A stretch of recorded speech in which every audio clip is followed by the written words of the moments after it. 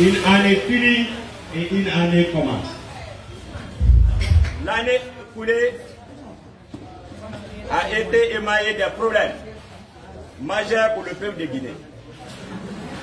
La restriction des libertés fondamentales, base de tout développement, a connu un recul dans notre pays.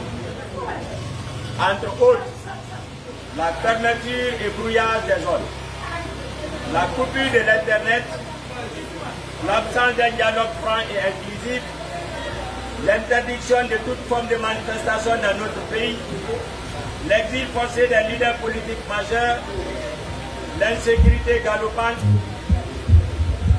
l'injustice, les marchés gré à gré, la gestion opaque des biens publics, le tout auréolé par l'incompétence, l'irresponsabilité, l'incurie au plus haut sommet de l'exécutif.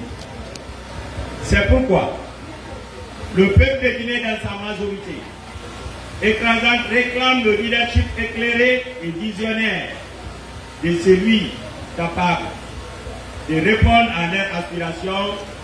Je vais nommer le président Sidya Touré. La jeunesse républicaine condamne avec la dernière énergie les agissements du CNRD qui n'honorent pas l'image de notre pays et par la même occasion lance un appel pressant à tous ceux qui ont en partage les valeurs qui font notre pays à prendre sa responsabilité comme le 28 septembre 1958 pour dire non à la dictature de la junte militaire. L'année 2023 a aussi été marquée par le flux massif de la couche juvénile vers la Méditerranée et le Nicaragua, fuyant ainsi la misère, le manque d'emploi et le manque de perspectives en un avenir meilleur.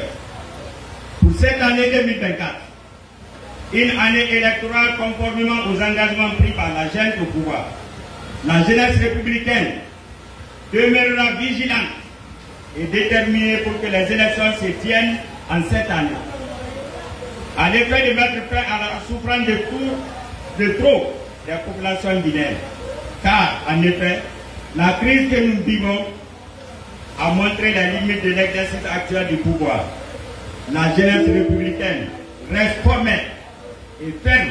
Aucun glissement du calendrier électoral ne sera possible. Fils et filles de Guinée, au regard des défis qui nous attendent, pour redonner de l'espoir à notre peuple, le Conseil national des jeunes républicains réitère son attachement aux idéaux, aux valeurs et aux programmes de société et surtout reste convaincu de l'expérience et l'expertise qu'a le président Sidya Touré pour redresser définitivement le pays.